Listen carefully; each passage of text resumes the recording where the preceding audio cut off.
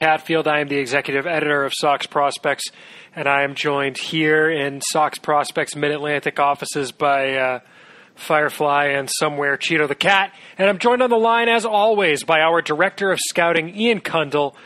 Ian is back from Fort Myers, where he was in attendance for 4 days, right, Ian, at the Red Sox Fall Instructional League, and that's what we're going to talk about today. Correct. There's only 3 days of workouts, unfortunately, though. What happened? They took Sunday off for the first time in like years. Well, that sucks. I know, it did. Oh, I didn't even know that. All right, yeah. We'll see. I'm learning the same way. Well, maybe not the same way you guys are. I know a lot about what Ian saw down there, but we want to thank you all for listening, for the download or the stream, generally for listening in. We appreciate it. We want to give a shout-out, as always, to our $5 level Patreon supporters. That'd be Sox Signatures, Kirby Miller, Kyle Costigan, Tyler Woodrow, Jeff Trainer, David Nardone, Tim Harding, Ernest Shermer, Bill Stanton, Deb Kendall, Evan Kirkwood, Chris Fox, James O'Hara, Nathan Kenyon, and Andrew Wallen. Thank you to those folks and to all of our supporters on patreon.com/Sox Prospects. And in addition, just want to say up front, we want to talk about what you want to hear about. Send your emails to podcast@soxprospects.com, where we've got a couple we're going to get to today. And hey, like I said, we want to talk about what you want to hear about. So thank you for your emails, those who sent them in. If you've thought about doing it at some point, the off-season is a great time to get a question in because we've got a little more space to freewheel, maybe get into deeper dives on questions that you might have. So thank you all for emailing, and if you haven't yet, go ahead and do it. Ian, the Fall Instructional League, I guess maybe we should kind of start for the newbies out there. What is the Fall Instructional League? Maybe I should take that and then let you dive into what was different this year.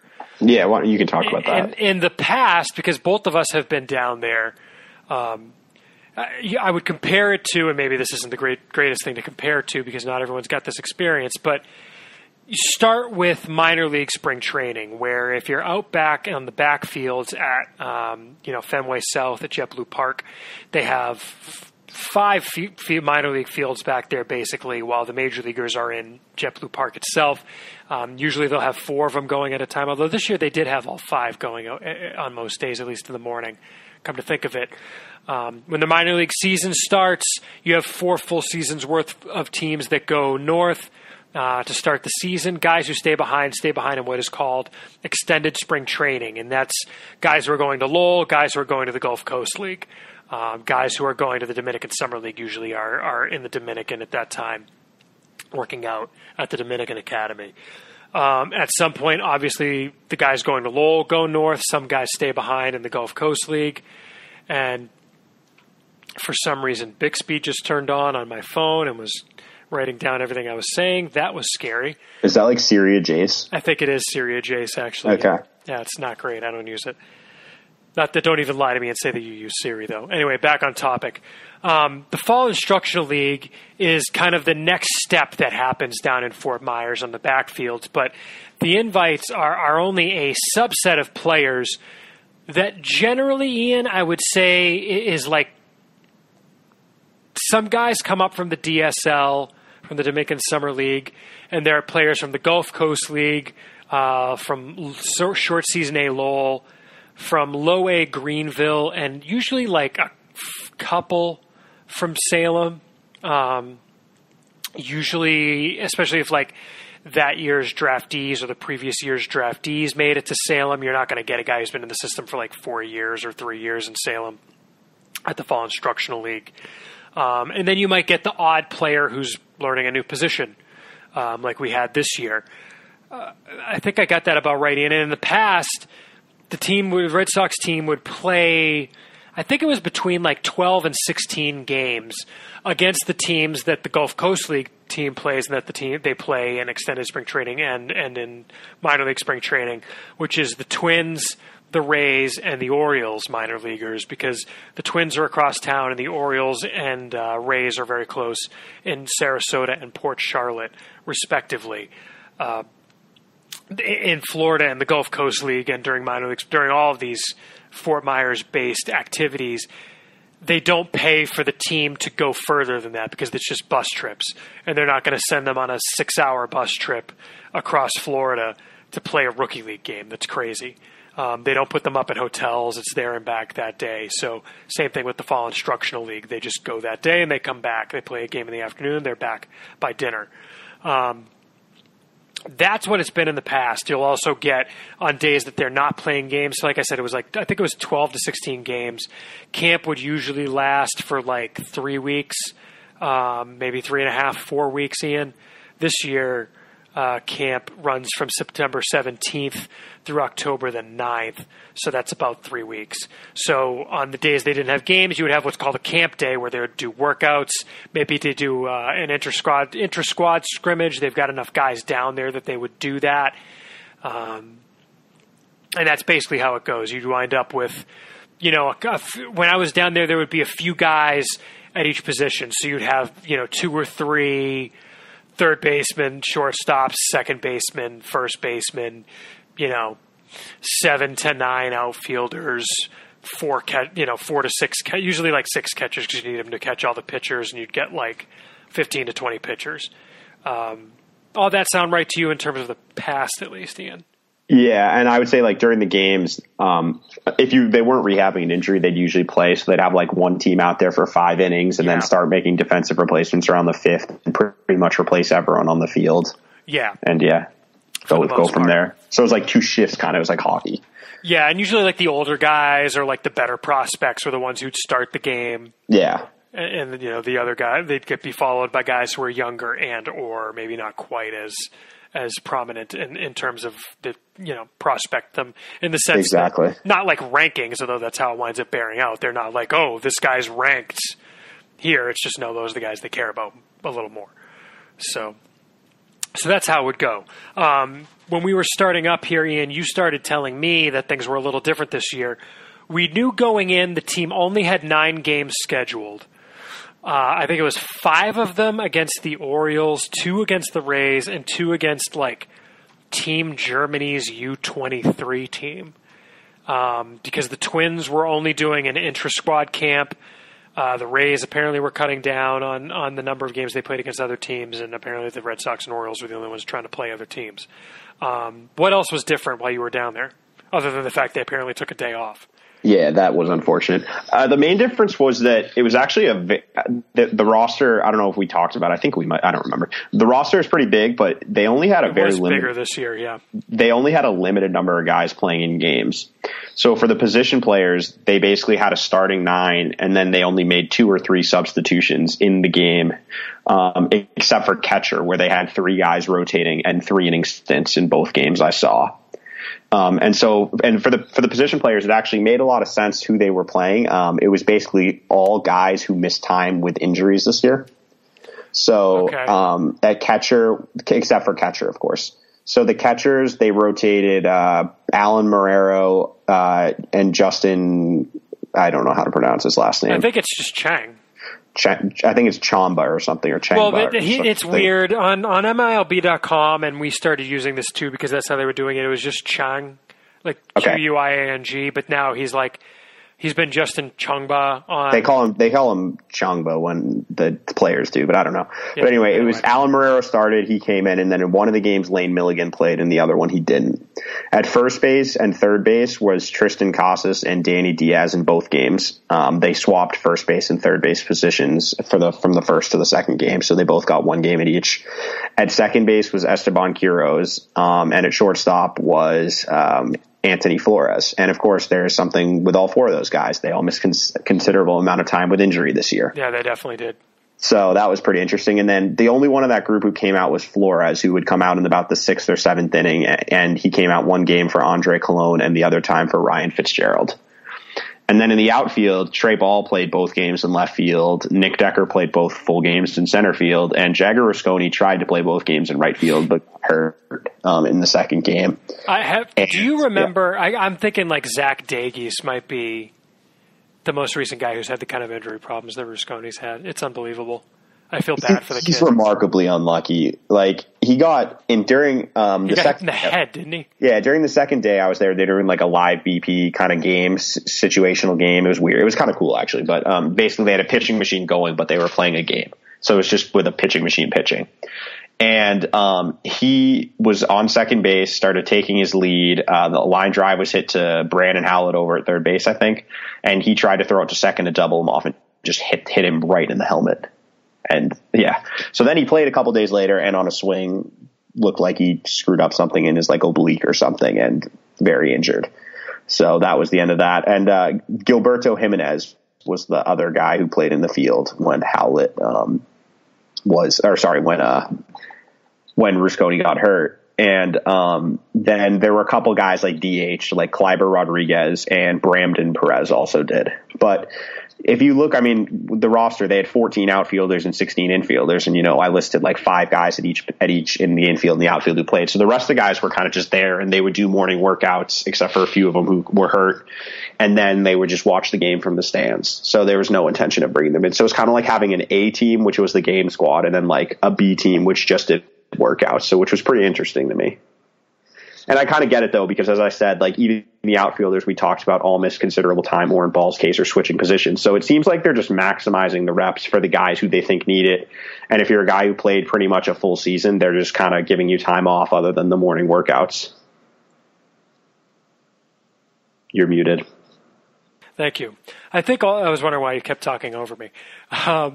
I think there's also something to be said for the fact that you were down there for 4 days, so it's entirely possible that guys will play later in instructs. I mean, we'll find out, but today, but still, workouts, they gave up the entire A squad the day off, and it was just the rest of the guys who haven't been playing in games playing. So at least for the game tomorrow, it seems like that's what they're going to be doing again. Interesting. Okay. Interesting. Cool. All right. Well, that's definitely different. Oh, and actually, sorry, I should add one more thing. With the pitchers, like I saw 4 of the same pitchers, or no, 3 of the pitchers I saw both days. So it was interesting too that they were doubling up on pitchers, having guys throw, 2 times in 4 days, because they threw Friday and again Monday. And so they were only, only a couple guys were rotating in. So that was interesting too. Yeah. Just for reference, in 2016, so last year, actually, we should mention too, there was no true fall instructional league because of Hurricane Irma. That basically washed them out. They had like a mini camp at some point, but it was very different. And in 2016, the roster had 22 pitchers, 5 catchers, 11 infielders, and 10 outfielders. Remember those last 2 numbers. This year, the roster has 19 pitchers, so about the same, 6 catchers, about the same, 16 infielders, and 14 outfielders. So obviously those numbers are up. So that's also a big part of the difference. I guess getting to what people probably care more about on the field, Ian, I guess just first from a broad perspective, what did you see, I guess, with the limited sample you had? Because I guess it wasn't the full, well, I guess you saw at least one day of workouts. What you saw down there versus past, times at fall instructs in terms of the talent level, or I guess big picture wise, was there any takeaway for you? Well, I saw 3 games and 2 days of workouts. So it was because they did both a game and workouts on Monday. Oh, I guess that's true. Okay. Yeah. So I saw enough.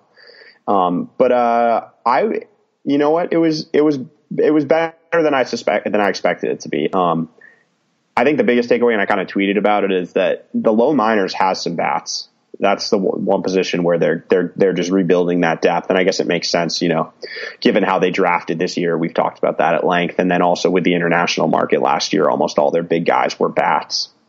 So they definitely have some offensive talent and guys with some, everyday or at least everyday ceilings at the plate. So that was kind of nice to see. The arms, there wasn't a lot to take away because I only saw a few guys, but there were a few that were pretty impressive. So I was pleasantly surprised. And obviously they don't have the high end talent in the system still, but they're starting to rebuild that depth. And there was kind of a consensus among the people down there, scouts and everything, that there are definitely guys who are interesting more so than there have been, in the past after all the trades they've made. So the talent is coming back slowly.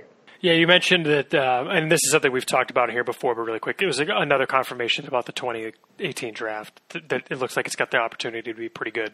Yeah, the draft is. I like their draft a lot. I was really impressed with some of the new guys, which I'm sure we'll get to. The guys who we didn't see during the regular season, Costas and Decker, and of course we already saw almost everyone else of note during the regular season. So yeah, I think there's a good chance that they're going to have a plethora of potential major leaguers from that group. Plethora of pinatas. All right, cool. That's great. I guess before we go ahead and do, full-on profiles of everyone here. Let's take deep dives. I think we've talked about maybe a few guys that you maybe want to go a little deep on based on what you saw down there in terms of guys who really stood out to you, and then we'll kind of go lightning round before finishing up with some emails. So it seemed like there were a few guys who stood out. Maybe let's start with one guy you've already mentioned, the shortstop, who kind of a weird season for Anthony Flores in that I'm even trying to find him on our roster page and can't. Started the year in the Dominican Summer League, really started out hot, as a guy who got a 7-figure signing bonus on July 2nd in 2017. Looked like he had the opportunity to have a really nice debut season, and then at some point just disappeared. Turned out that he had come to the U.S., but he was dealing with, quote, general soreness. Came back for 2 games, pulled his hamstring, and was out until instructs. But it sounds like he was a full participant. Just for context, in the DSL in 13 games, he had 347, 439, 510. And then, like I said, only 2 games in the GCL where he had 4 at-bats. But what did you see from Anthony Flores, and what kind of impression did he make on you? I was impressed. I think the first thing that stood out is he's not your typical Latin signing shortstop that they've had in the past. He's a pretty physical kid already. He's listed, actually, I was just looking at 6'1", 190 already. And I think that's what's on the roster always. I'm just double checking. Yeah. So then when you think about, they've got guys on the roster listed at like 5'8", 145, 5'7", 150, like, they have a lot of small, guys at that position, but he looks the part in the sense that he's a pretty physical kid. There's still some projection. He definitely needs to add strength in his upper body, but I mean, he did a lot of things well. He's got a good swing. I like the angle of his bat. He's got a little bit of loft in it. I think there's going to be power eventually. There's none right now. But he seems like someone who I think could run into, average power, fringy power in their peak. But that's not going to be the carrying tools. The carrying tools are, I like his glove at shortstop. He's pretty instinctual there. He's pretty fluid. It's like a 55 arm, could be, I think, potential like a 55, 60 defender at shortstop. So that's pretty nice. And then at the plate, I think he's going to hit. He's got a good swing. It seemed like he had a good approach. Had an idea of what he was doing and facing some pretty tough bats. Like the Rays on the last day ran out 2 of their first round picks this year in Matthew Libator and Shane McClanahan, who both got $3 million plus. And he didn't look out of place facing those guys. And it was just overall it was a really good first impression. He was someone who stood out. You could tell he was one of the guys to watch when he was out on the field, and when he was up in BP, everyone was paying attention. And I think it's going to take, obviously development's going to be slow. And he's not the other thing is he's a below average runner already, so he's going to have to watch his size. Can't get too big, especially given he's a good athlete, but the speed just isn't there. But he looks like someone to me who I wouldn't rule out starting next year in Greenville and kind of going as an 18-year-old and them seeing what they got from there, because it's definitely an intriguing starter kit. That's definitely intriguing. It's interesting you mentioned the size. I hadn't quite thought it through, but for a 17-year-old in the system, 6'1", 190, that's actually kind of big, although maybe not quite as big as another guy we'll talk about who is. No, he's not like fat though. He's just big, good size, and it's proportional, I would say. I'm just trying to think, what was Bogarts at that age? That sounds like it's probably about that, right? Let me look. I could bring up an old Instructs roster. I mean, we have him listed at 6'1", 210. That was probably like AAA. Yeah, he was probably 6'1", 180, 170, around there. Yeah. But I mean, that's physically there are a lot of similarities there, I'll just say, from that age, because I saw Bogarts, back when he was like 18, 19. Right. So I was impressed. He's someone who, for me, is a top 10 prospect in the system now that I've seen him and kind of know what he is. Because I think he can stick it. I think he can stick at shortstop. I think he's going to hit. And if the power comes, there's everyday upside there. Better prospects for you, Chatham or Flores? I actually was playing around with that earlier. Chatham has a higher floor, obviously. And I kind of like Chatham. We'll mention him briefly. He was just working out. He wasn't playing in games, but he showed up a little bit of pop in BP that I hadn't seen in the past. Flores has a higher ceiling. I'd probably go Flores because of the ceiling, but it's very close. I was having trouble before the show trying to rank those next to each other. Interesting. All right. Yeah. How about, I guess, kind of the pop-up guy? Usually every year there's one pop-up guy. In the past, it's been Xander Bogaerts. It's been Brian Mata. This year for you, Ian, it was Gilberto Jimenez, who won the Red Sox award for Latin American Position Player of the Year. I did not know that. Yep. Interesting. He did. He played center field for the DSL one team, which was the blue team. He hit 319, 384, 420 in 67 games. No home runs, but that's not a huge deal down there. Only 19 walks in 67 games, 40 strikeouts. Stole 16 bases, caught 14 times, which is a DSL stolen base line if I've ever seen one. Seriously. What did you think of Gilberto Jimenez? I mean, the first thing is he got 10K. That's a heck of a signing for 10K. They do that, man. They've done a good job in identifying talent. It kind of fits with something I've mentioned that I'd like to see teams do more is basically just give 10K. And what they did last year, just give 10K to like 30 guys and see if one or two of them hits. Because if one or two of them hits, you're going to tenfold your investment. And Jimenez looks like a guy who has a chance to do that. His best tool is his speed. He's a 70 runner. We got him 402 down the line. He flies and it's effortless. Like you look and he's gone. And, so that helps both at the plate and in the field. He's a center fielder. I think he can stick in center. I think he could be pretty good in there. It's plus range. I saw him in the outfield. He's playing right actually because they had Decker working out in center, but he showed plus range in the outfield. It's about a 55 arm, which I like. So it's a really good defensive profile, which immediately helps with the floor. And then at the plate, he's switch hitting now. I'm not sure if he switch hitting during the regular season. That's still unclear to me. Mm-hmm. But his left-handed swing needs a lot of work. It's really choppy. He kind of just slaps the ball, tries to put it in play, and just uses his speed to get on base. And when I saw him hit left-handed, it doesn't look very fluid at all, and he really struggled to square the ball up. It was just a lot of weak contact on the ground. It was more just trying to put the ball in play. But then when he hit right-handed, he had some juice in the bat. He's got a bit nice leg lift. He's got good angle. It's good smooth swing, plus bat speed, quick hands. And he showed a little bit, it's not over the fence power. It's more like doubles power, but he showed some pop from the right side. And so I'm not sure he's going to switch hit for the rest of his career. Frankly, I would not be surprised at all if he just eventually just went back to hitting righty, but it's worth a try, especially given his speed. But he was an 18-year-old facing, as I said, advanced pitchers, and he had a couple hits down there. Just looked really good in games, good in workouts, and yeah, it's just a really interesting start. And obviously, as I think I'm not sure if I said it, but he's got a lot of projection in the frame. He's listed at 5'11", 160, which seems about right. But there's room to add 20, 30 pounds of potential of muscle or whatever there. So I think without losing athleticism also. So he's just the type of guy, you like to see that he's the type of guy, frankly, that you would expect got like $1 million bonus. Mm-hmm. Yeah. So yeah, he was just really impressive. The scouting report from Ben Badler was basically that he was an athlete who was kind of raw baseball wise, which, kind of brings to mind is the Basabes. Yeah. Who are from an area of Venezuela where they don't play a lot of baseball. Yeah. He's from the DR. But that would lend itself to the stolen bases because his reads on the bases, they didn't look great when I saw him.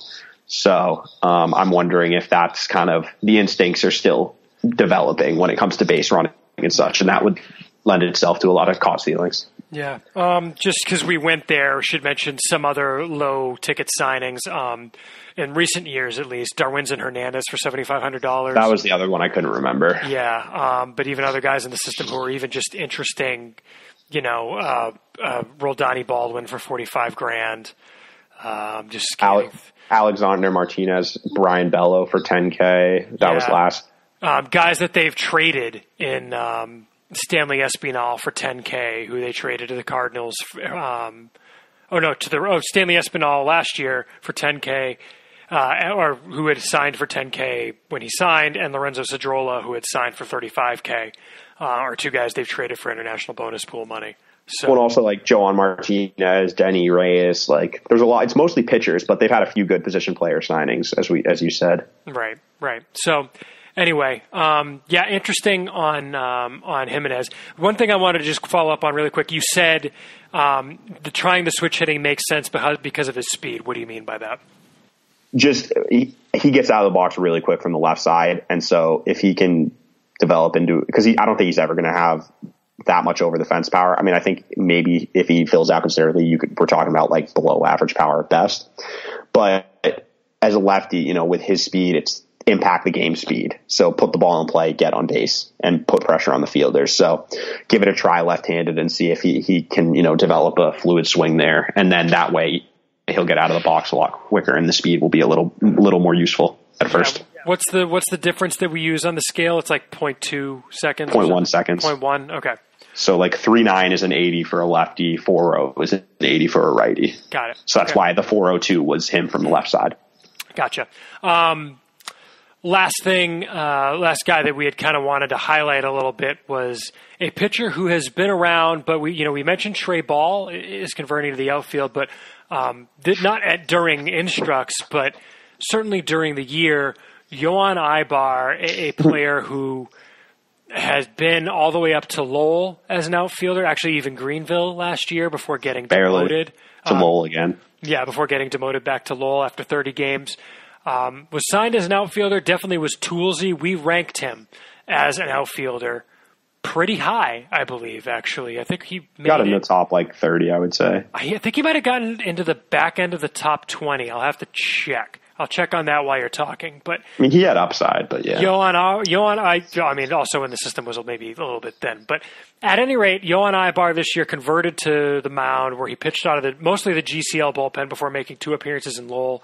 And for the GCL this year, in 15 games, 26 innings, 23 hits, 4.10 ERA, 12 walks, 27 strikeouts.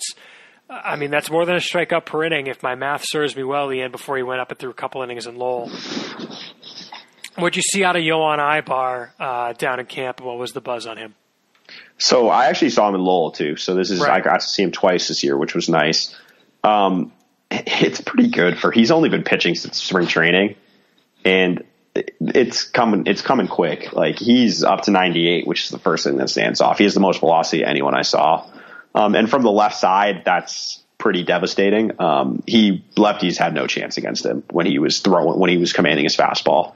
It's obviously straight, but the velocity is legit. And if he can improve the command and control, it's a potential big time, pitch coming from him, because he's a great athlete. I mean, he's 6'2", 175-ish, tall, lanky. He looks the part out there. I'm not sure there's much projection left. I don't think he's going to fill out. I think he's always going to be pretty skinny, it seems like.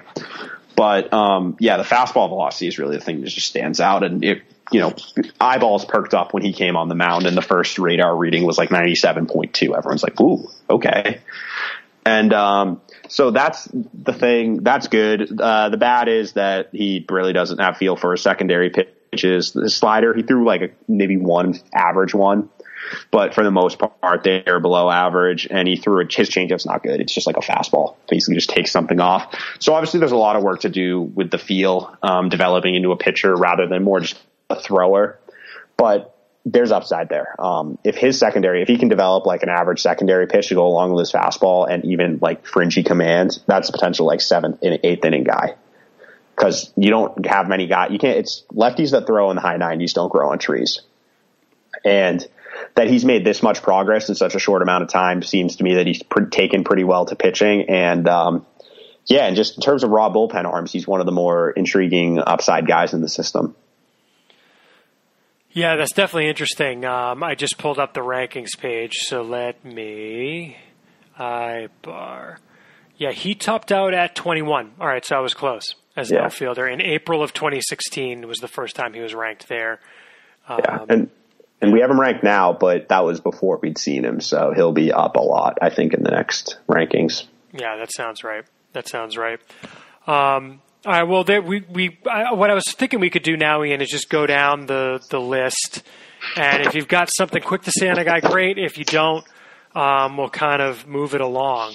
Sounds good. Let's start on the mound. You mentioned Johan Ibar. Edward Brizardo was a guy who had an interesting season between Lowell and Greenville. Did you see him down there? Negative. You did not see him. Okay. Did not throw. Brian Bello was a guy. Same thing. You mentioned. Mentioning him really quick, he was a guy who I think he was the pitcher of the year in the DSL Latin American program for the Red Sox, not throughout the whole league. No, he wasn't. Who was it then? I thought he was. Anyway, all right. Well, I could have sworn it was him. We probably just haven't put it on his page yet. Okay, you did not see him. Nope. How about Durbin Feldman? Probably wasn't pitching, right? Nope, he's not pitching. Feldman. He was only throwing bullpens. Feldman, of course, was the Red Sox third-round pick this year who rose to Salem. How about Tanner Houck? I'm assuming didn't throw? Yep. No, he's an outfielder who finished – a right-hander who finished the year on the DL, actually, in Salem. Man, that Salem DL to end the year was intense. Okay, did you see Francisco Lopez Soto? I did. All right, look for Lopez Soto. It was a reliever who was in Lowell this year. Big guy at 6'5", 220. Mediocre stats, more walks than innings pitched this year for Lowell. Yeah, he's raw. He's got velocity. I saw him up to 96, but the command had a long ways to go, and the secondaries were pretty bad. His velo was down the first time he threw in the Instructs game, and then in the second one it was way down, and then he left the mound after like an inning. Or one batter. So I'm not sure what's going on with him, but he was hurt. Yeah. Suboptimal outcome. Yeah, unfortunate. Chris McAmer is a guy who we've talked about during the year. He was a draftee out of Kentucky who went to Lowell. Didn't throw. Nope. And by the way, if even if they didn't throw, any news you have on them. Obviously there's going to be a lot of no's with the pitchers. Joan Martinez is a guy who was in Salem this year as a reliever, so maybe a little on the older end. I saw him twice. Okay. His stuff's kind of backed up a little bit. I've seen him up to like 98 in the past with Lowell. He had kind of settled in with a good with a slider and a splitter. And I don't know what happened, but he wasn't throwing the splitter. It was more like a true changeup, which I didn't really like. It was fringy, maybe below average-ish. And his slider wasn't as tight as I remember it in the past. It was like 83-ish, and I used to be a little harder. Velocity was about 93, 95. There's a plus fastball, but I think it's only like an average slider right now. Looks maybe like a middle relief type, but it was a little down from when I've seen him at his best in the past. Alexander Montero is a guy we've talked about on here. He was a pitcher in Lowell this year who goes hurt at the end of the year. Anything? Yeah, he didn't pitch. Okay. Nope. Andrew Politi was a reliever in Lowell this year who I know I got at least one guy who talked to me who said he kind of liked him in Lowell. Did you see him at all? I did. He was mid-90s fastball, average breaking ball. I think he could be like a up and down relief type, but the delivery is really bad, so there's a lot of injury risk there. But stuff's pretty good, yeah. For a senior sign, that's really good. I think he got $25K, I want to say, so that's a good pick. Yep. Aldo Ramirez. Nothing. Ronio Raudes, you said wasn't pitching, right? I did not see him, yes. Okay. But you don't know if it was an injury thing or just not happening to pitch? Correct. Okay. Yasel Santana? I did see him. Okay. Santana, really quick, spent the year in the Gulf Coast League. Good numbers, maybe a little bit old at 21. He actually went up and got one start in Lowell, but in 10 starts in the GCL, 45 and 2/3 innings, 42 Ks, 9 walks. Pretty good line, 1.97 ERA. Yeah, his stuff wasn't on. He looked tired, frankly. His fastball velocity was 90 to 93, topped out at 94. And he threw both a slider and a changeup at 86 miles an hour, but he really didn't have feel for either of them. And they both were like below average pitches at best. So he looked like a reliever to me, but I wouldn't, I'm not going to take too much away from a 2-inning stint at the end of a season. So because I got a report from his Lowell start, which I think it was like 5 innings, 1 hit, 7 strikeouts, no walks, that thought he could be like a back end starter. So one I'm interested to follow up with next year because the look wasn't great there. Don't go too deep on this guy. We maybe could have talked about him up front, but Zach Schellinger. Yeah, no, he was good. He looks healthy. That's the biggest thing. His stats, I don't know if you have them in front of you. He dominated in Greenville to end the year. And it was really good to see because in spring training last year, his velo was down. The stuff just wasn't there, but it was a plus fastball, plus slider. It was the best secondary pitch of any of the Red Sox guys that I saw. True, hammer, potential bat missing slider with some bite. So it was really good. He's a middle reliever for sure, but there's a chance for him to be a pretty good, seventh inning guy.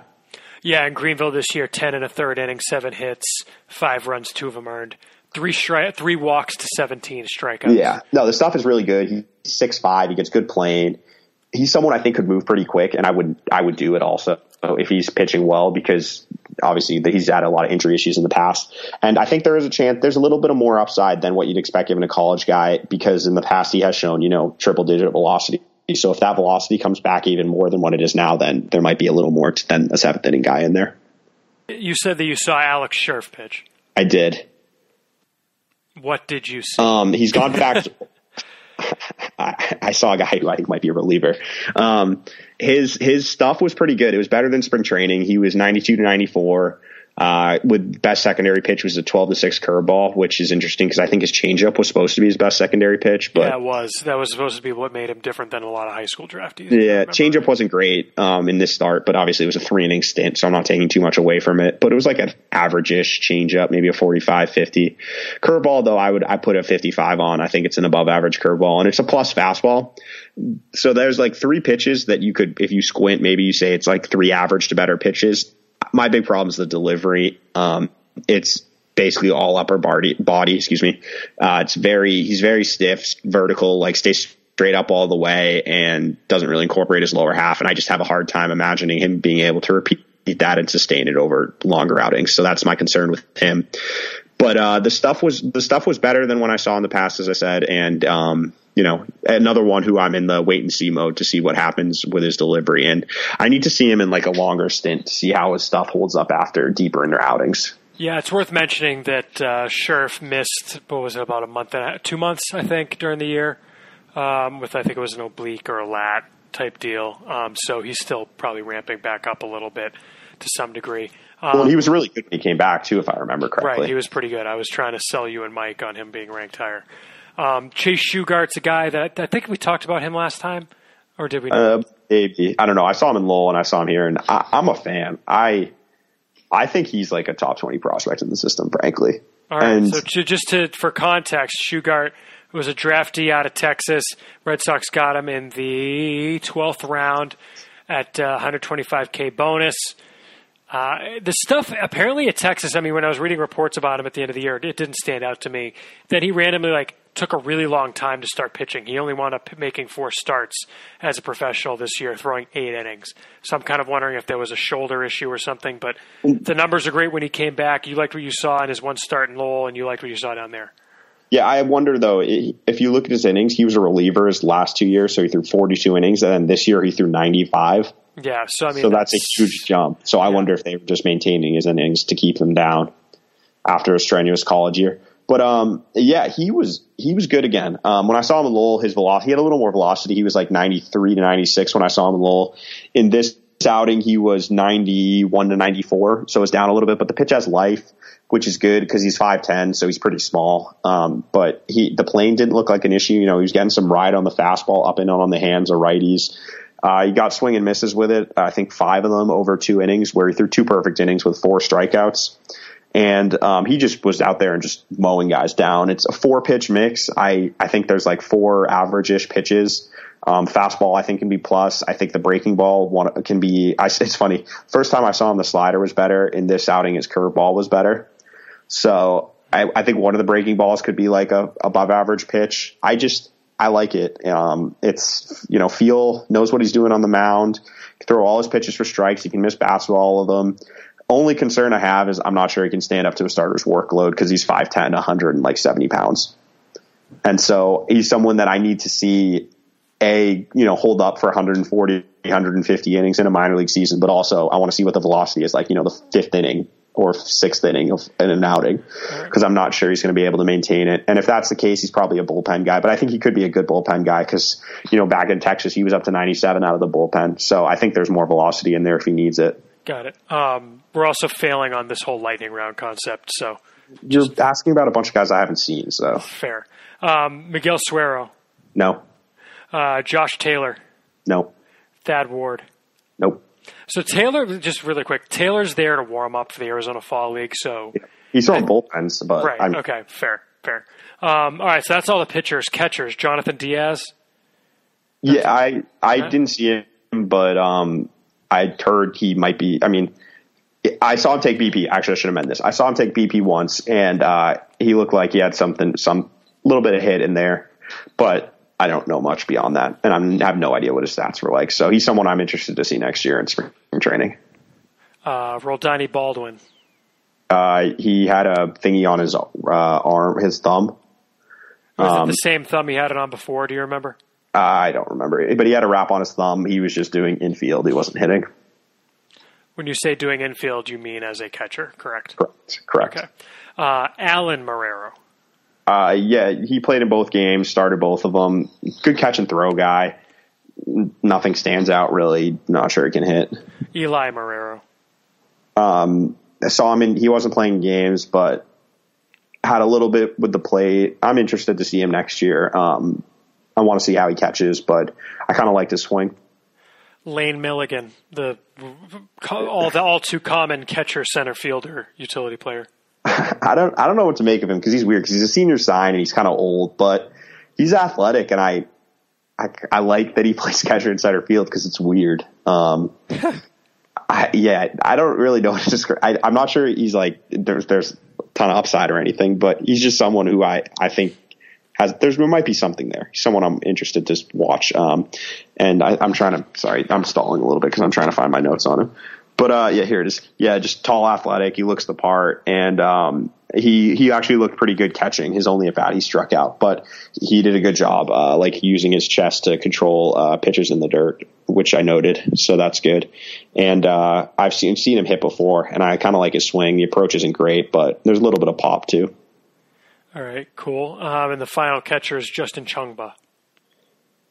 He's still just really young and raw. He got a couple of at-bats. He actually hit one ball hard, but he lacks strength, and he's got a quick arm. He's like just a little over 2 seconds on the pop time, but he needs to work on his receiving. But he looked a lot better than spring training, so there's definitely been some progress. Okay, going quickly around the infield, Jacora Arnold. Didn't play. I think he's injured. Tristan Casas, he said that he's a clear number 2 for you now. Yeah, I really like him. He's a guy. He looks the part. Physically, he looks like, and his swing is pretty similar to Freddie Freeman's. Note I said physically in the swing. Let's get that on the record. But I think he could have plus hit, plus power. And I think I saw him play both third and first. He's a first baseman, in my opinion.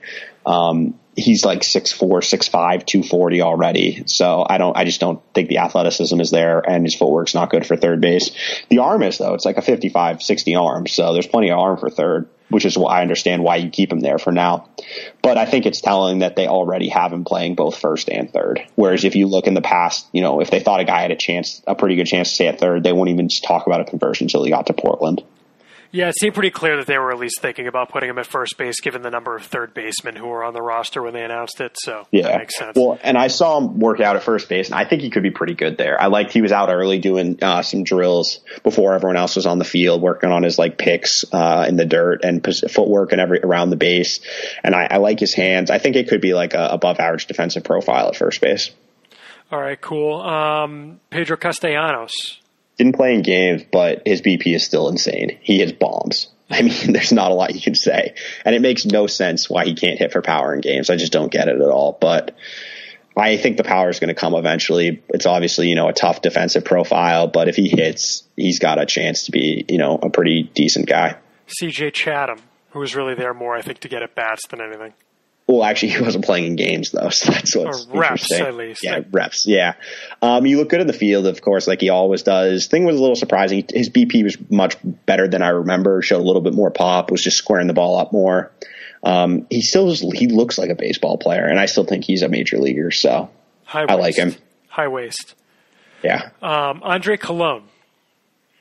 He's a weird one to me because his numbers are terrible. Yeah, he got demoted. He got demoted from. Did you see his numbers when he got demoted? Yeah, they were terrible down there too, right? Yeah, but I don't know what it is. I kind of like him. Like, I liked him in spring training, man. He looks good in workouts, and I think that's definitely part of it. Like, he looks the part in workouts. But I mean, he came in and he hit the ball hard once, and then got a walk when I saw him. He's not very fast, but he looks pretty good in the field, though I think the focus might be an issue. He just made a couple like kind of stupid errors during infield and stuff. But I don't know. He's just someone who I think there might be something there, not a lot of upside, but it's just going to take time. Alrighty. Where were we? Danny Diaz. Yeah. We're splitting time with Casas between third base and first base, which was interesting. We've read Alex Spear talk about how big he's gotten. Do you think he's going to have to move over there? He's very big. My guess would be 6'4", 240-ish. Wow. Like, he's big. He's bigger than Casas, right. Who's listed at 6'4", 238, I think. And this is a tough one for me because I think he had a hamate injury, right? Yeah, he missed a lot of time this year. He was like Flores, where he didn't mash in the Dominican Summer League. He just hit a lot of home runs because let me see if I can find it. Yeah, he hit in 26 games. He hit 6 home runs. That's unheard of for the Red Sox. No, I'm sure he's got power because he's huge. Like, he's a very strong kid, and he didn't hit for much power when I was down there. My theory is it has to do with the hamate injury we know can sap power, and it can take almost, several more months from when you're healthy for the power to come back. Bobby Dahlberg. So, yep, exactly. So I'm wondering if that was part of the issue. But the approach is really raw. Needs a lot of work there. When it comes to especially secondary pitches, breaking balls, he has a lot of trouble with. There's a lot of swing and miss. It's a pretty long swing, but there is some lift in it. He's actually a little more athletic than I thought than I expected at third base, but I still think he ends up at first. He's kind of like a follow guy for me. I'm not going to take too much away from 2 games based on kind of an inconsistent look. But I'm trying to bring it up. He went over the course of the days. He was 0 for 3 with a walk in the first game and then 0 for 4 in the second game. And he hit 1 ball out of the infield over the 2 games. So yeah, it's got some work, but it's just concerning because he's a well below average athlete. It's like a 20 run. I think he's like a below average defender at either first or third. So he's going to have to hit. And, we'll have to see how he looks, maybe next year after an off season. All right. How about Ryan Fitzgerald? You saw a little bit of? Sorry, I was about to sneeze. He looked pretty athletic at the plate, decent in the field. But he was also 23, facing much younger hitter. I don't know. He's a launch angle. He's a launch angle guy, right? Seems kind of like an org guy. All right. Yeah. Where was I? Flores. We talked about Devlin Granberg. Talked a lot about him. I kind of like him. I don't think there's a lot of upside, but there's a pretty high floor. All right. That's how lightning round is supposed to work. Brandon Howlett. He looked really good in workouts. He wasn't playing in games, but he's one of those guys who, when you hear the sound the ball makes when it hits his bat, who's at the plate. And guys who, have done that in the past are like Rafael Devers, Chavis, guys like that. Sean Coyle. Well, yeah. But, the bat, you just know it when he's at the plate. He's got power. He hit a home run in like the inter squad scrimmagey thing they were doing, which is pretty impressive. Considering there was a pretty big wind coming in from left field and he just crushed one out to left. And so I like him a lot. He's someone who another one I'd consider borderline top 10 for me. All right. Well, Ever Luis Lozada. Didn't play in games. He's put on some size. He's now playing second base. He looked all right there. Didn't see him really hit. Okay. Brett Netzer. Didn't see him at all. He was there, but I didn't see him take PP or do anything. Nick Northcutt. same. He was there, but he didn't do anything. I think he's hurt or resting. He's tired. Right. Esteban Quiroz. He rakes. He's fun to watch. If you can get over that, he's like 5'6", 200 pounds. He just goes up there and hits. Like he played both games and he was 3 for 5 with 3 walks. Granted, he's facing guys like 6 years younger than him because he's 26, I think. But I think he's a major leaguer at some point. He was driving the ball. He showed some pop. He had a triple and a double in the games. And then in BP, I saw him hit a couple home runs off of the batting cages in right field at that first field. You know what I'm talking about? Yeah.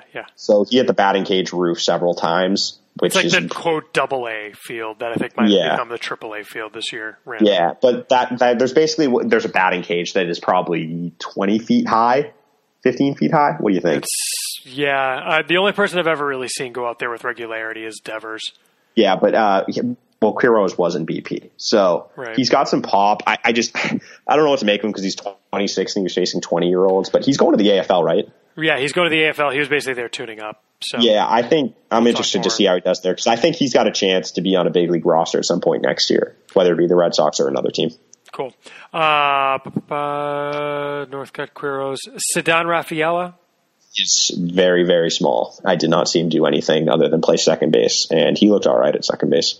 All right. And the last infielder is Kleber Rodriguez. Yeah, I saw him. He played. He was one of the replacements in the games. He's good size. I don't know what he's listed at, but he's pretty physical. There's not a lot of projection. He's got 2 different swings from the right and left side, which is kind of annoying for writing up purposes. But I just didn't. I know the numbers are good, but I didn't see a lot of bat speed, and I didn't see much power either. Well, the numbers are decent, but he was 19 in his third year, although I guess second year because he was hurt last year. But. Yeah, so I don't know. He's a pretty physical kid, so I can see maybe strength as being an asset against kind of less developed Dominican guys during the DSL. But it's a first base only profile also. So I'm going to wait and see, but I didn't see that much. Okay, moving to the outfield, Juan Carlos Abreu. He didn't play in games, and I think I talked about him when I saw him in Lowell, but yeah.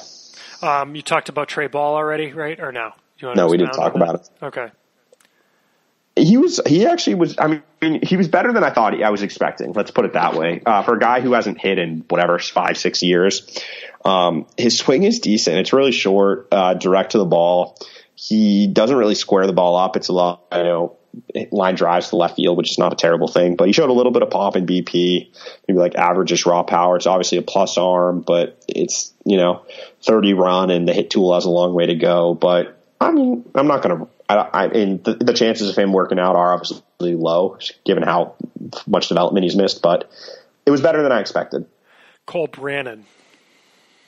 He did not play in games, and I saw him take BP once, and the same issues, just the strength is not there. Okay. Marino Campana. I did not see him. He was there. He took BP. I was not watching when he took it, so I have nothing there, unfortunately. Well, we've seen him. I was focusing more on the guys we hadn't seen, so he's one I kind of passed up on. Yep. Tyler Dearden. Didn't see him actually at all. Did you see him, but you just the first? No, I didn't see him legitimately at all. But are you sure? Now I'm thinking about it. Are you sure you didn't just see him, but the first and second rules of Fall Instructional League? Oh, yeah, okay. You do not talk about Tyler. This is supposed to be a lightning. Yeah, good one. All right, fair. Nick Decker, you said you were impressed with him. I like him. Yeah, he was obviously played both games. He went 1 for 7 with a walk, but he hit the ball hard. Showed off some power in BC batting practice in BP. I think there's plus raw power, maybe above average game power. I actually liked his hit tool a little more than I was expecting to. Seemed to have an idea of what he was doing at the plate. I think he's going to hit a little bit, have some power. I don't think he's a center fielder. I saw him out there, but I wasn't great. I think he's probably a corner outfielder, but I think there's enough bat to play as an everyday corner guy. Yeah, that's the report we got when they drafted him. And he like Brandon Howlett was a guy whose numbers might have been misleading because he wasn't getting pitched to. Yeah, especially in the Northeast. Yeah, yeah. Jaron Duran, we've talked about a lot. Yeah, I mean, he looked good in BP and in the inter squad game, just because he's Jaron Duran. Cool. Tyler Esplin. Did not see him do anything. He was there, but I did not see him do any workouts or anything. We talked about Jimenez and Angel Maeta. He wasn't playing in games, but he was playing right field and showed off like a 55-60 arm. He looks like 12 years old, frankly. He's the new Vinicio. Yeah, and he needs to add a lot of strength at the plate. But, I mean, you can dream on it maybe, but he's going to take a while. Okay. Bramden Perez. He had a couple of bats. He had 6 at bats, DHing, and I can't remember if he played the field or not, but the swing's a little bit long. He looks pretty athletic. He's not very strong. And he did take a couple walks against tough lefties, which was good to see, but then he got picked off on one of them. He seems kind of like a project type. All right. Caleb Ramsey. Sorry, I was muted. Okay. I saw him take BP once, and he's just kind of a short, stocky guy. There was some projection, line drive stroke. That was about it that I saw. Last two. Well, we talked about Jagger Rusconi, unless you have anything to add. It was unfortunate that he got hurt because he was actually hitting pretty well. I'll just say that. Okay. And last one is Kervin Suarez. He's playing center field now. It's below average arm. Swing looked all right. Had a little bit of pop, but I mean, not over the fence power, but like double gap power. But a lot of swing and miss, I guess. Still, I only saw him in like the BP and then the inter squad game. But I mean, I'm not right. He's athletic, so I think there still might be something there eventually. All right, cool. That is the entirety. Did it? The Instructs roster. Good work. Nice. Moving on to your emails. I just realized there's also one more that we put off. There's also one news thing we should mention. There is? Yeah, look at your Twitter today. Look at my Twitter today. What, the hire they made? Yeah. Yeah, so the Red Sox, I'll look at my own Twitter feed because I retweeted it. The Red Sox hired away from the Mets. He's their international scouting director in Chris Becerra. And I'll say the Mets have got some international guys coming through the pipeline. Like they got Andres Jimenez in Double-A. Mm-hmm. Obviously Ahmed Rosario, Ronnie Mauricio. Like they've signed some pretty good guys. So. Yeah, so he's going to work underneath Eddie Romero. Me speculating, this feels like I don't know. This feels like. Basically, it's like the Patriots drafting Jimmy Garoppolo. You try and find the replacement before the guy leaves. Eddie Romero's a future GM, probably, if he wants it. And the question is going to be for the Red Sox or someone else. Right. And, as long as becoming the GM of the Red Sox while Dave Dombrowski's the president is kind of a silly thing. I remember when they were doing that with Hayes, and it was kind of – I don't know. It was strange. But at any rate, for the time when he either moves up to take on a broader role, what I could see is maybe Romero taking on a broader role that deals with more things within the organization so he can get that experience, and that, having Becerra there allows him to do that without really missing a beat on the international side. So nice hire by the Red Sox. Yeah, it seems like baseball Twitter said he's good and liked it for the Red Sox, so that's all we can really go off. Bless you. The cat just sneezed. So let's get to the emails then, Mr. Ian Son. First question was one that we put off last time. I just realized we had done that, Ian, by our Patreon supporter, Evan Kirkwood. And it's kind of an interesting one. He says, I've had an idea for a couple of years that I have no real way of exploring, but it's based on how the aging curve in baseball has trended younger, and obviously there are a number of factors, e.g., coefficient of restitution and seam height of MLB balls, i.e. drag, that influence things. But I wonder if there are hitters who get better as they rise in level and pitcher ability increases, specifically because they are tuned into how do pitchers think, or game theory of attacking hitters. For instance, I have wondered why more hitters don't utilize negative body language to trick pitchers into thinking they, i.e. the pitcher, is fooling the hitter, specifically so the pitcher throws the pitch a hitter is seeing well and wants to either crush or use to increase the count in their favor. I believe Joey Votto uses this tactic, and if I recall correctly, has actually been asked about it by beat writers and feigned ignorance. Essentially, there are an inordinate amount of young major leaguers hitting much better in the majors than they ever did in the minors today. Do you guys think that part of this is the pitchers are better and thus hit their spots and thus are easier to predict, whereas low minors pitchers are just throwing the ball near the catcher's glove and it's more, quote, random and the hitter isn't able to lock into the pitcher's game plan? Do you guys think some young hitters are so much better than they were in the minors because pitchers are successfully doing what they were trying to do? And these hitters understand what pitchers are trying to do strategically. All right. Well, thanks for the question, Evan. Ian, the first thing that comes to mind is scouting reports. Yeah, but I also don't agree that young hitters are doing better. I think the really good ones are. But look at Rafael Devers. I mean, Devers hit 300 at every minor league level, and he's getting criticized in Boston because he's hitting 340 as a 21-year-old. I mean, 240 as a 21-year-old. Yeah. I think I think too much attention gets paid to the outliers. For every Juan Soto or Acuna, there's 10 Rafael Devers who are top 100 prospects who struggled for the first couple of years. Right. Yeah, I think I'm with you on that too. The hitters that do better. I remember when they were talking about this with Travis Shaw, how he was a guy who might hit better in the major leagues because he's able to process information from scouting reports well. He's also hitting 230 this year. Right, but he hit 20 or 30 bombs again, didn't he? Let's see. He hit 30 bombs again. Did he? Yeah. Yeah, he had 31 home runs. He's hitting 240.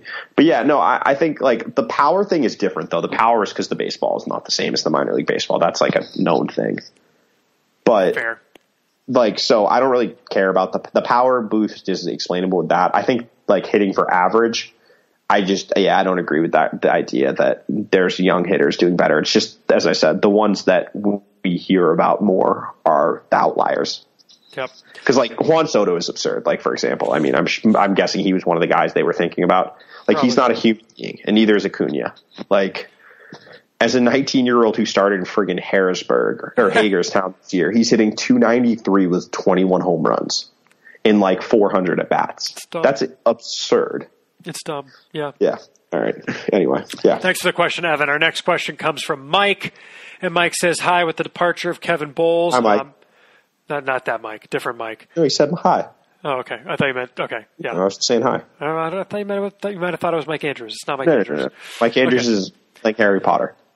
He is in Harry Potter world. Well, first threshold matter for this email. Kevin Bowles, the manager of the Pawtucket Red Sox, has left the organization. He will not be returning next year by his own decision, which makes sense. I think reading between the lines and some reporting by our friend Brendan McGarr from the Pawtucket Times, there may have been a little bit of maybe or maybe not resentment from not even getting an interview to be on, I think, the Major League coaching staff, whereas they pulled Carlos Fabulous up from Portland. At any rate, it probably just makes sense for him to go somewhere where there's maybe a little bit better chance he'll be on the Major League coaching staff sometime sooner.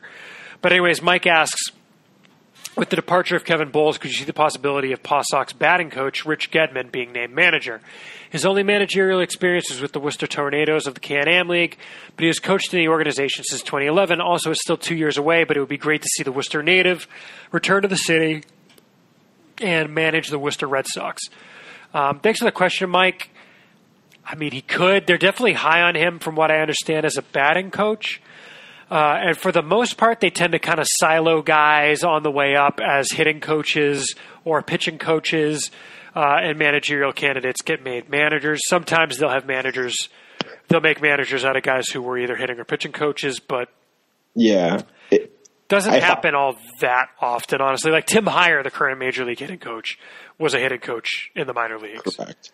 If I had to guess, I would say the favorite in the clubhouse is Darren Fenster. I would say either Fenster or Bruce Crabb. Yeah, because Crabb was the Portland man. No, he was the Lowell. He was Lowell, but wasn't he also like the Portland manager? He moved around, yeah. He went like Lowell, up to Portland, back to Lowell. Yeah, but up Fenster, to Pawtucket. Yeah. Fenster just strikes me as someone who they're pretty high on in the organization, given he's gone, coach, Greenville manager, Portland manager. Yeah. Like, well, he did the GCL for a while too. But but so he's on an upward trajectory, and it would make sense for him to go up to Pawtucket next. If just to be clear, Fenster's the Portland manager right now, and Bruce Crabb is like special assistant coach in Pawtucket. I don't know what his title is, but he's basically like a fourth coach. Yeah, I think one of those two, though, is probably the favorite. I would be inclined to agree. They've gone outside the organization before. They went outside the organization to get Torey Lavulo. They went outside the organization to get Gary DiSarcina, though he had previously been with the organization as a Lowell manager. True. More often than not, it feels like they move guys up. I remember Arnie Baylor went up. Bowles was a guy who moved up. Well, Bowles was in Portland then when Ron Johnson left, I want to say. Or was it Arnie left? When Arnie left. Bowles, Bowles is there have been a number of guys since Ron Johnson. Okay. Yeah, I've been doing this too long. Yeah, I hear you. Next question comes from T. Harding Esquire, or Tim Harding. And he says, obviously he needs to get the strikeouts down, but as far as Bobby Dahlbeck, is there a comp of a player with a lot of power who brought down his strikeout rate and kept his power? Presumably he means moving up to the major leagues. Ian, you had a thought on this? Yeah, one guy who came to mind, and we actually looked at the numbers, and they're not as glaring as Dahlbeck strikeout-wise, is Matt Chapman, who is also an 80 defender, so that kind of skews things a little bit. But he was like a 29-ish% strikeout guy in the minors, but he had pretty big power. You know, he hit 29 home runs in 2016, 36 home runs in 2016 after 23 in 2015. And then, so he hit 30 last year. So he's got power, but he's always been like a low average, 250-ish guy, 260, and even in the minors with the 29% strikeout rate. And this year in the majors, he's hitting 280, and he's cut down the strikeout rate to 23%. And he would hit 30 home runs, but he missed a good chunk of the year. So he was just the first name that came to mind, just cutting down the strikeouts. I mean, it is doable, but yeah, I don't know if you have anything to add. I know you had some pretty good stats about Dahlbeck compared to other power hitters. Well, so at some point during the year, this was back in July when Dahlbeck was starting to heat up. And at the time, Dahlbeck had, I think it was a 30%. So what is it? This is a 30%, 30.9% strikeout rate in Salem. And so, people always bring up Joey Gallo strikes out all the time. And they said, well, if he keeps the strikeout rate, he keeps the power. Basically, in other words, if he keeps these rates going up, he'll be fine. Well, guys strike out a lot in the majors now. Guys who strike out in the majors now did not strike out like this in the minors, is the thing, right? So what I did is I took players who had who had slugged over 500 and struck out at a more than 25% rate in the major leagues in 2017. Remember, this was July. We could probably do this again for 2018 if we really wanted. Don't attack your sister. Sorry. But for 2017, I pulled every guy who did, slugged over 500, struck out at a more than 25% rate. I compared them with Dahlbeck with what they did when they were in high A. Okay, so Dahlbeck, for reference, I guess I should go with what Dahlbeck's numbers were at the end of the year. So I will pull that up really quick. That should not be too tough. Okay, Dahlbeck in Salem this year, in 342 at-bats, he struck out at a 31.3% rate.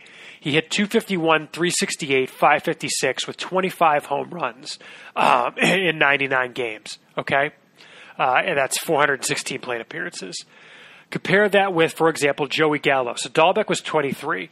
Joey Gallo played at high A at age 20. In 246 plate appearances, he hit 323, 463, 735 with 21 home runs, and he struck out at a 26% rate. So across the board, better numbers than Dahlbeck. He just destroyed the level. Chris Davis with a K, who obviously this year is having a phenomenal season for the Oakland Athletics, who are playoff bound. And he was age 23, like Dahlbeck, in high A. Okay, at age 23, in 371 plate appearances, he hit .309, .415, .533 with 15 home runs and an 18.9% K rate. So the K rate, again, goes up. Aaron Judge, 22 years old, 285 plate appearances, 283, .411, .442, 8 home runs, 25% K rate. Eric Thames, 22 years old, 220 plate appearances, 313, .386, .487. Fewer home runs, but the strikeout rate was 18%. Justin Upton, who's kind of a different animal, and he admittedly was in the California League, 19 years old, 150 plate appearances, 341, .433, .540, only 5 home runs, again, 18% K rate. Domingo Santana, 19 years old, 525 plate appearances, 302, .385, .536, 23 home runs, 28% K rate, again, California League. Cody Bellinger, 19 years old, 544 plate appearances, 264, .336, .538, 30 home runs, 27% K rate. One thing that stood out to me when I looked at those was that the only one of that list who Dahlbeck compares favorably to is Bellinger, who this season came way back down to earth after a great 2017. You could say that maybe he compared well to Domingo Santana, but I mean, Santana was 19 at the level. Judge did hit for a lot more power, Dahlbeck hit for a lot more power than Aaron Judge, Eric Thames, Justin Upton, but all three of those guys got on base at a much higher clip. Thames had to go to Korea for a few years to figure things out. Upton had a bit of an atypical power spike last year because he isn't really a power hitter like the rest of these guys are. He's not really the type of hitter we're talking about. And I mean, honestly, maybe this is a bit of a cop-out, but Aaron Judge's development curve was so atypical that it's not really something you can use as an example for anything other than, well, you never know, if we're being honest. But I think the point is that the concern is not the strikeout rate. We've said this a number of times with Dahlbeck. The concern is that the issues that lead to the high strikeout rate will lead to more strikeouts higher up the line, and he's not going to be able to hit the ball in play enough to get to his power. Right now, when Dahlbeck puts the ball in play, he croaks it. In Portland, I think it was more extra base hits than singles. But the problem is, he does look at a lot of pitches. Okay, he's very patient. He walks a lot, and so he'll look at strikes. But there is also a swing and miss. There were plenty of at-bats I saw him 5 times this year. There were plenty of at-bats that had a good result, but he swung and missed it at least one pitch. At AA and AAA, do those turn into 2 or 3 swing and misses? So the margin for error drops as you move up the ladder. We're not saying he can't do it. There's upside there of a Rule 6 player for sure. It's just the percentages of being able to get to that. I don't know that I would gun to my head bet on it. I don't know about you, Ian. You're on mute. I agree. Yeah, it's a tough one. Dahlbeck's he's such an interesting prospect. I want to believe. I'm like, Yeah, no, if Agent Mulder. We've said it. Like if he reaches his ceiling, he's got more upside than Javis, but it's just the odds of that are pretty low. Yeah, basically he would have to make some kind of you can see where the change occurs correction. Yeah. So, for example, like Mookie Betts, I was looking back through today the Mookie Betts thread on our board, on our forum, and, because for the 15th anniversary, someone went back and 15th anniversary of Sox Prospects, by the way. We need to get Mike on here at some point to talk about that. But, if you look at the beginning of the Mookie Betts thread on our forum, it's when he was just starting to take off. And there was literally a point in his game log at which he started hitting. It was just, you could see it. Like the first month of the season, he was meh. And then all of a sudden in May of that season, he takes off and he really hasn't looked back to the point where he's probably going to win the MVP this year. Whether right or wrong, you could argue Mike Trout probably deserves it more, but he's certainly a worthy candidate. At any rate, that's a thing that happens. Who knows? He could make that correction, but it's just, he needs to make that correction. Hopefully he can do it. We always, are rooting for guys to do that, but we'll see if he can. But long story short, thank you for the question, Tim. We appreciate it, and we appreciate your support. Ian, any parting thoughts for the folks, or should we wrap this guy up? Let's wrap it up. All right. Well, thank you to everyone for listening. Shout out to our dude, Podcast Joe, and his family. We're thinking about you, buddy. Thank you to all of our supporters on patreon.com. Everyone, again, podcast at soxprospects.com for your emails. Follow Ian at Ian Cundall, IANCUNDALL on Twitter. I'm at SP Chris Hatfield on Twitter. Make sure you give me a follow there. For Ian and the two bewhiskered ones sitting 2 feet away from me, and thank God they are not fighting, because this would have been an awkward podcast to record. Thank you all for listening, and we'll be back in your eardrum soon.